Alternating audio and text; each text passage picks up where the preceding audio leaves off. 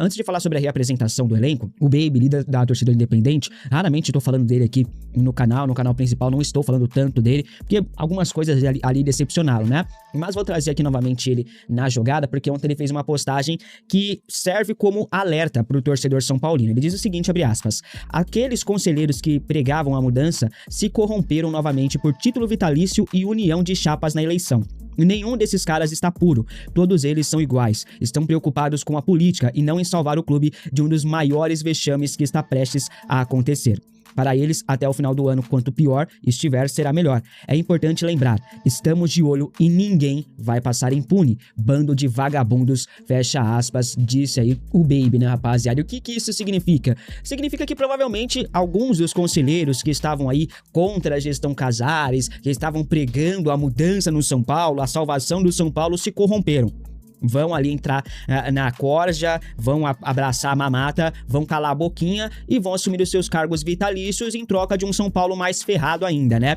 Como eu sempre falo, o Conselho do São Paulo é o maior problema do clube. Os conselheiros do São Paulo são os maiores problemas daquele clube.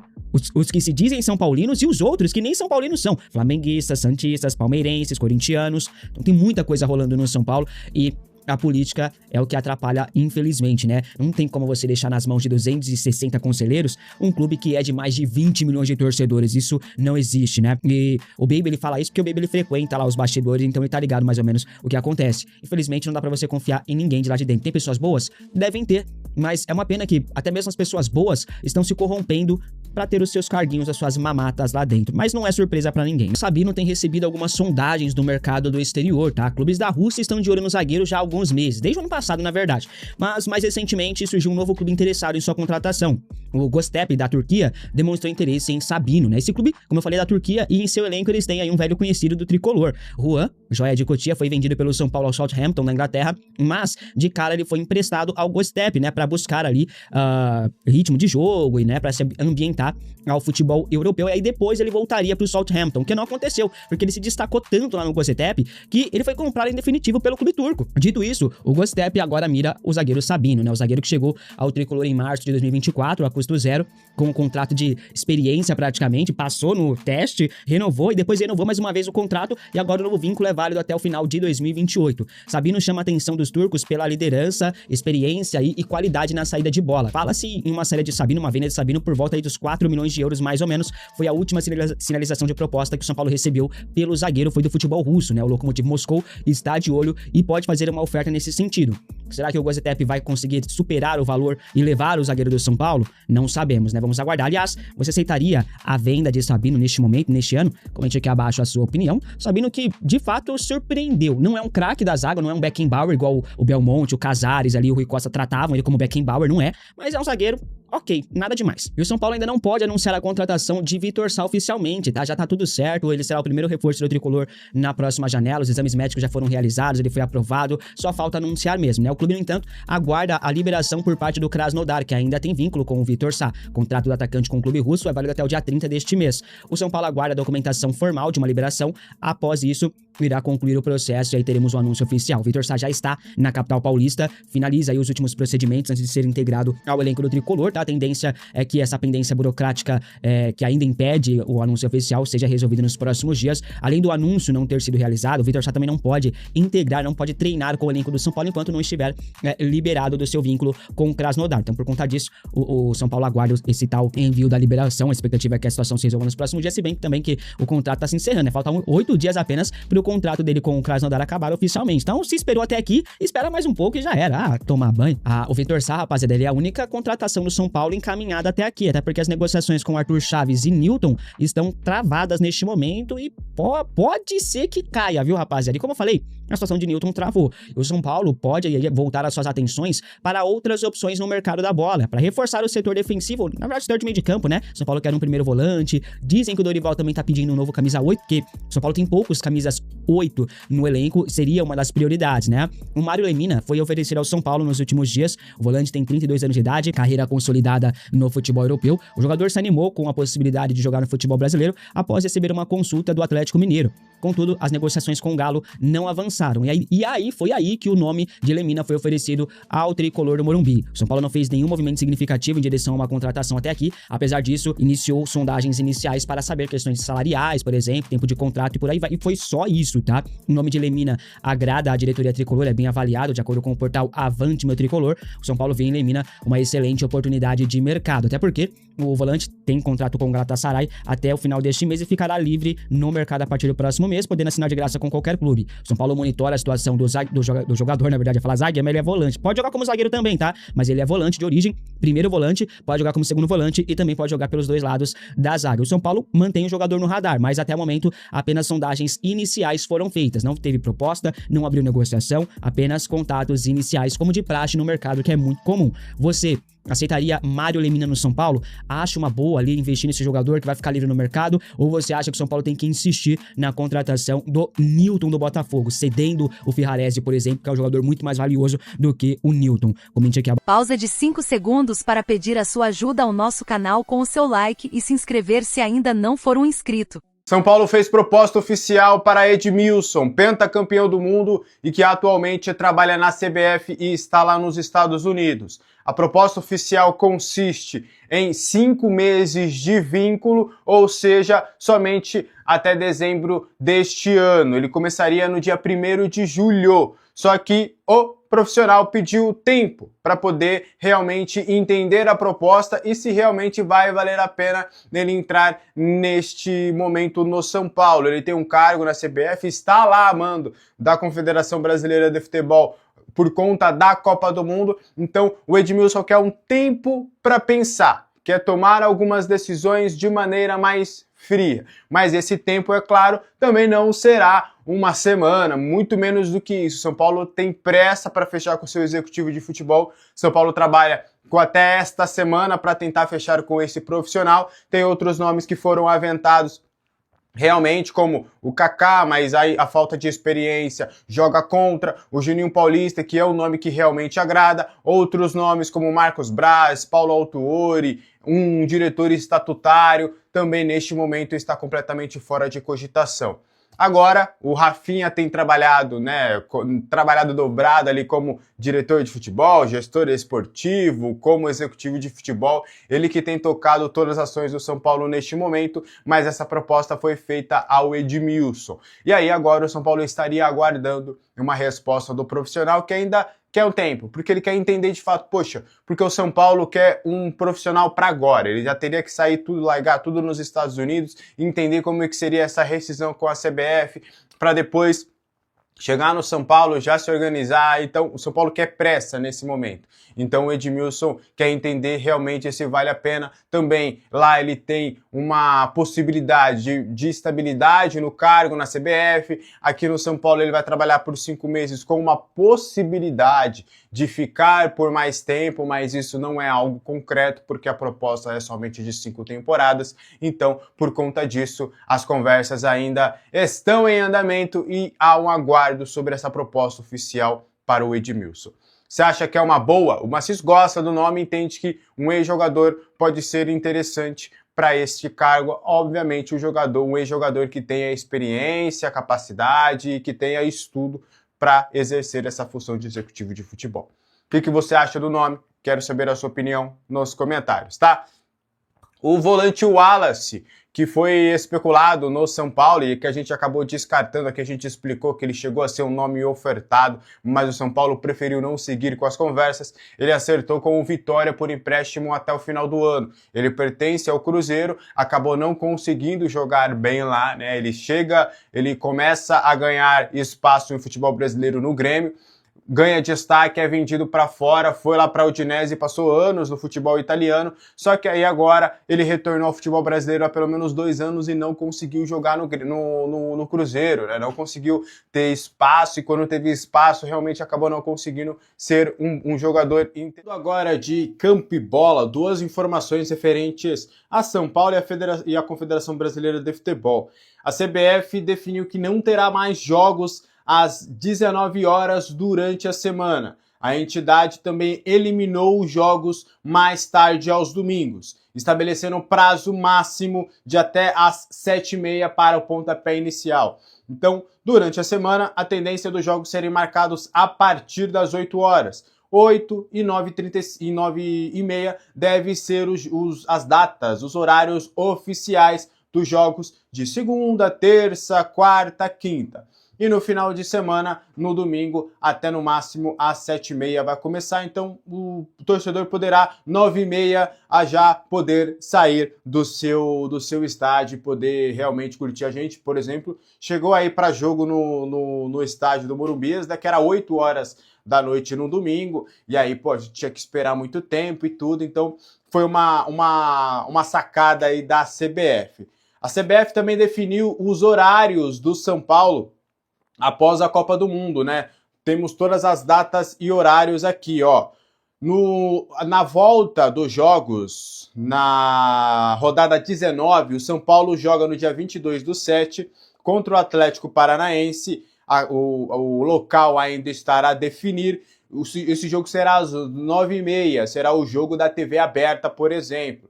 Logo em seguida, no dia 26, o São Paulo joga contra o Flamengo no estádio do Maracanã às 6h30. Depois tem o jogo contra o Santos, que foi adiado, pelo menos por enquanto. Até existia uma possibilidade desse jogo ser antecipado, só que aí, no fim das contas, o Santos também tinha outros jogos ali para poder fazer. Na rodada 22, o São Paulo entra em campo no dia 8/8 contra o Grêmio, na Arena do Grêmio, às 4 horas. Depois, no dia 15/7, o São Paulo enfrenta o Curitiba no estádio do Morumbi às 21 horas, 9 horas da noite.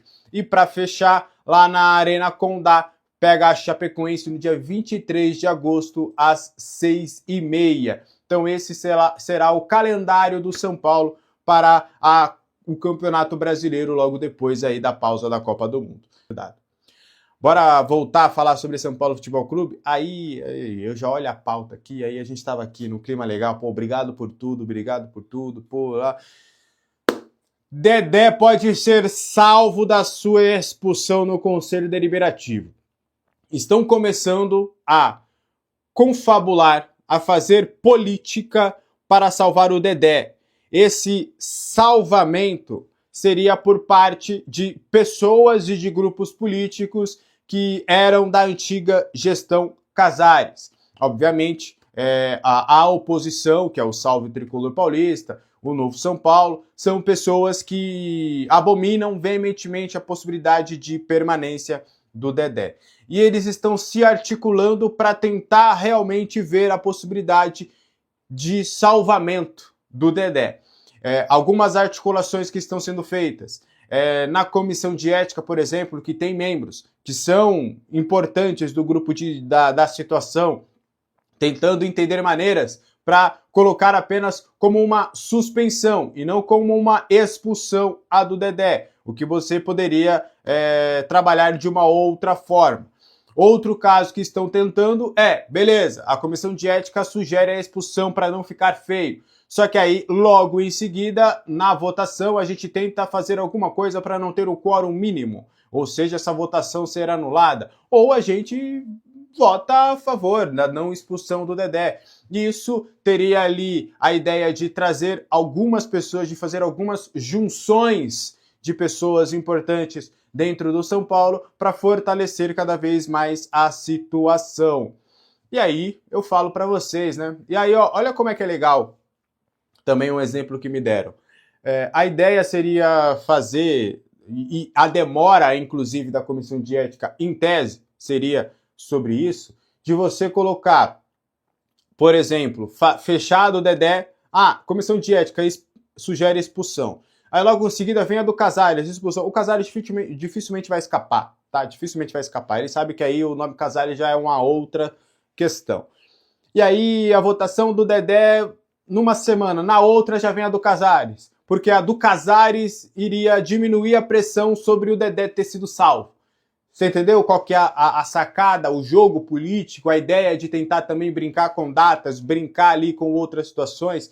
Porque pensa, se numa terça-feira você vota para permanência, ou quinta-feira você vota para permanência do Dedé, na terça-feira o Casares é expulso, e aí todo mundo, tá vendo, o Casares expulso, a torcida, em grande parte, comemora essa expulsão e esquece. O São Paulo treinou na última segunda-feira no Super CT, depois de um dia de folga aos jogadores, e o Rian Francisco esteve treinando com o elenco, né? Ele foi convocado pela equipe sub-20 nos últimos dias, estava treinando lá em Cotia e participando de alguns jogos também para ter um pouquinho mais de ritmo de jogo e melhorar ali as suas condições físicas, técnicas e mentais. O Rian passará a ser utilizado de uma maneira integrada entre o elenco e a base. Então a ideia é ele voltar para aquele esquema. Ele treina entre os profissionais e depois volta para a base para poder jogar um ou outro jogo. A ideia não é que isso seja de maneira permanente, isso não é por conta de um processo de maturação do atleta, até porque há o entendimento que ele é um atleta que fisicamente, de biotipo, de entendimento, estava pronto para o profissional, era só realmente uma questão de ter mais espaço. É muito mais por conta da sua lesão, porque foi uma lesão importante, foi uma lesão grave, então a ideia é que ele vai adquirindo ritmo de jogo para ele voltar a ser aquele Rian que a gente estava com tantas expectativas para que ele fosse no elenco profissional do São Paulo. Então, com isso, você dá ritmo de jogo para o Rian, para quando o Dorival precisar, e o Dorival quer trabalhar com o Rian Francisco, sim, ele já estar em plenas condições para poder conseguir contribuir. Então, o Rian está treinando, agora é só aguardar uma oportunidade. Por exemplo, o Dorival Júnior preferiu ficar com o Rian, ficar com o Gustavo Santana, do que propriamente com o Paulinho, que pode ser emprestado na janela de vez em quando. Bom, o que mais que eu preciso falar? O volante Matheus Ferreira, um dos principais destaques do Sub-20 do São Paulo, ele tem 2 sondagens de clubes do exterior, tá? É um jogador que tem tido espaço no Sub-20 e desde a Copinha tem sido observado por equipes de fora. A gente não soube em detalhes quais seriam essas equipes, mas uma delas seria até do futebol mexicano. Então mostra que o atleta está tendo mercado também fora do país, enquanto ele ainda não tem uma oportunidade dentro do elenco profissional do Tricolor.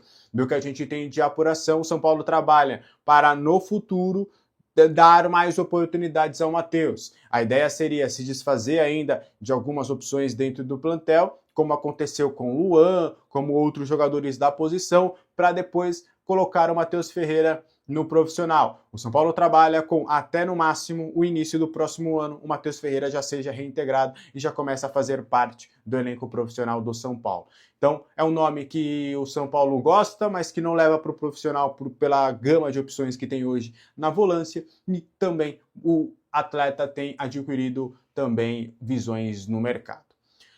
São Paulo quer que o Arboleda peça desculpas. O que o Arboleda quer? Ou melhor, o que o São Paulo quer para essa reintegração do Arboleda?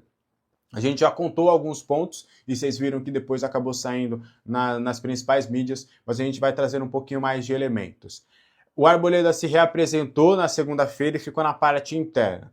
Do que eu tenho de informação, não houve aquela conversa. Houve um cumprimento, houve, e aí, como é que você tá, mas não houve uma conversa crucial ainda para a permanência do Arboleda. O que ela deve acontecer, tá? É só uma questão realmente meramente formal, mas o Arboleda retornará ao São Paulo. Ele só estará fazendo essa parte física neste momento por ter se apresentado 4 dias, 5 dias, né? Quarta-feira, 5 dias depois dos demais jogadores, e isso foi combinado com o clube, porque a ideia era dele ter mais uma semana para poder negociar com o outro clube, isso no Rui Costa, e aí, nessa segunda-feira, como ele não fechou com nenhum clube, ele se reapresentou e está treinando. O São Paulo quer que o Arboleda peça desculpas aos jogadores, o São Paulo quer que o Arboleda, a partir de agora, cumpra os prazos que tem que cumprir. Eu vou explicar. Antes, o Arboleda, em toda folga, ele ganhava 1 ou 2 dias a mais de folga, porque ele sempre alegava problemas com voo, problemas particulares, que ele precisava ficar sempre 1 ou mais 2 dias lá no Equador. Isso acontecia quase que sempre. Toda vez que o São Paulo tinha uma folguinha um pouco mais prolongada, de 2, 3 dias, ele pegava o avião, ia para o Equador e aí pedia mais 1 ou 2 dias para poder ficar lá no Equador. Isso acabou. O São Paulo não quer que isso aconteça mais. A outra questão, e isso é do técnico Dorival Júnior, que o Arboleda aceite em um primeiro momento a condição de reserva e saiba que ele precisará conquistar o espaço no dia a dia. Que não vai ser mais aquela questão de que não, o Arboleda é o melhor zagueiro do elenco, quando ele estiver bem ele vai jogar. Não, ele vai ter que mostrar no dia a dia vontade e disciplina para poder começar a ser utilizado como titular. Ele vem para uma condição de reserva. E isso tem sido deixado muito claro para o Arboleda. Arboleda, você vai treinar, só que você hoje é reserva. Você vai brigar por espaço, você é a última opção da zaga. E no dia a dia, você vai acabar brigando por esse espaço. E aí só depende de você para conquistar todo esse espaço que você tinha no São Paulo. O que joga a favor também da permanência do Arboleda são alguns pontos. O primeiro, a incompetência do São Paulo com o Rui Costa de ter conseguido um zagueiro no mercado. O São Paulo tentou o Domingos Duarte, tentou o Arthur Chaves e não conseguiu a contratação de nenhum deles. Então, obviamente que isso também joga a favor de uma permanência, de um retorno do Arboleda. A outra questão é de que o Rafinha tem um bom relacionamento com o Arboleda e tem um perfil um pouco mais apaziguador. Ele conhece o Arboleda, ele sabe que o Arboleda é de um jeito e ele quer lidar com o Arboleda para essa reintegração. O outro ponto é o técnico Dorival Júnior, a quem ele gosta, a quem gosta também. O Arboleda é um nome que o Dorival nunca teve nenhum tipo de problema. Na época que o Dorival esteve comandando o São Paulo, o Dorival não teve nenhum problema com o Arboleda, zero. Então, na visão do treinador, ele consegue fazer o Arboleda entrar na linha. Então, são alguns fatores que corroboram aí para essa permanência do Arboleda com a camisa do São Paulo. Vai acontecer, é uma questão de tempo só. O que você acha dessa história? Quero saber desse canal aqui. Comece pedindo teu like, por gentileza, clica forte nesse poderoso joinha que tá aqui embaixo. E do lado do botão do joinha tem um botão inscrever-se. Já sapeca o dedo nele. E prazer, meu nome é Renato, faço parte da verdadeira mídia esportiva independente. Dito isso, vamos então ver o que o Weber Lima, um dos meus jornalistas favoritos, falou do caso Arboleda no São Paulo. Eu vou falar pra vocês, é um absurdo, cara. É um absurdo. Tudo bem, demitiram o Rui Costa, não fez um bom trabalho frente ao São Paulo, mas terminou, né? Rui Costa vai embora, vai com Deus. Eu até fiz uma pesquisa no final de semana querendo descobrir se ele era corintiano ou palmeirense, né? Porque ele trabalhava contra o São Paulo. Agora, reintegrar Arboleda, cara. Olha, ô Dorival, você tá mandando a mensagem errada pro elenco, cara.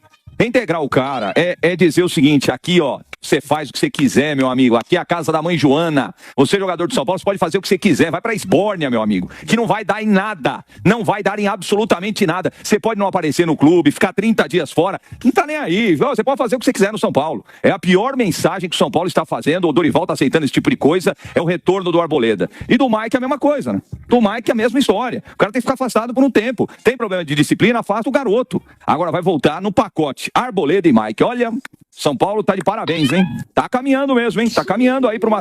que eu sempre falo que o São Paulo é incaível, mas esse tipo de gestão é o que leva o clube pro buraco. A mensagem é muito ruim. Rapaz, gostei do final. Foi impecável. Esse tipo de gestão é o que leva o clube pro buraco. Agora, botar um alvo nas costas do Dorival Júnior porque ele quer reintegrar o Arboleda e também o Mike, aí é demais. Eu podia estar aqui, nesse exato momento, aproveitando o espaço que eu tenho e a audiência, para dar uma de paladino da moral e dos bons costumes da São Paulinidade futebolística, dizendo que o São Paulo que eu conheci era diferente. No São Paulo que eu conheci, figuras como Arboleda e Mike não se criavam. E é verdade, não deixa de ser uma verdade, porque no São Paulo que eu conheci, essas figuras nem cruzavam os batentes dos portões do centro de treinamento da Barra Funda. Mas tem um detalhe que eu seria muito burro se ignorasse. No São Paulo que eu conheci, tinha uma gestão de primeiro mundo. A cúpula, a diretoria daquele São Paulo era outro patamar. A estrutura do São Paulo era realmente de primeiro mundo, era inabalável.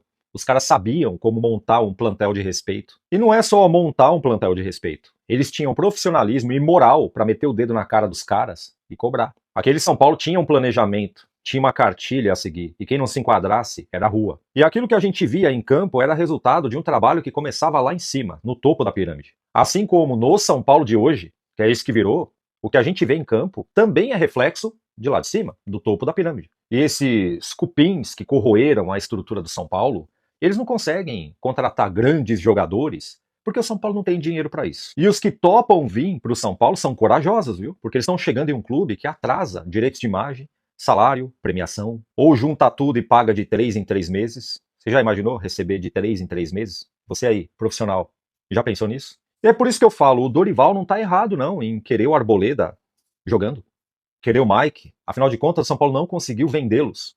O São Paulo não tem dinheiro nem para demitir esses caras. Seria muita burrice do Dorival ver um negócio desse e ficar quieto. Ver os caras lá, treinando em horários alternativos, correndo em volta do campo, recebendo para isso, e o plantel sem jogador. O São Paulo não consegue contratar os jogadores que ele pede. Então, realmente, cara, o Dorival tem muita razão. Eu faria a mesma coisa no lugar dele. E agora eu vou dizer uma coisa que ninguém, absolutamente ninguém dessa mídia populista tem coragem de dizer. Pode ser da mídia tradicional, pode ser da mídia segmentada. Sendo populista, jamais dirão o que eu vou dizer agora. Mas vou mandar assim na caixa dos peitos, eu não tô nem aí. Meu amigo, conhecendo essa diretoria do que virou o São Paulo, desde a época do Aidar, Leco, Júlio Casares e agora com o Seu Macis, e essa porrada de conselheiros que circulam nas dependências do clube, se o Arboleda chegar e contar a versão dele, né, porque a versão do São Paulo ainda está nebulosa. Se o São Paulo tem razão, por que ninguém chegou e contou de fato o que aconteceu? Mas se o Arboleda chegar e contar a versão dele e disser que ele tem razão, que ele foi vítima nessa história, aprontaram com ele, eu vou acreditar no Arboleda. Essa é uma história que tem dois lados, o lado da diretoria e o lado do Arboleda, e não existe um muro para eu ficar em cima. Ou eu tô de um lado, ou eu tô do outro. Eu prefiro estar do lado do jogador, porque o Arboleda não seria o primeiro jogador que a diretoria deu mancada. Caleri, estão devendo uma premiação para ele desde 2024. 2 anos. Ok, concordo que o Arboleda foi radical, nada justifica você abandonar o clube assim.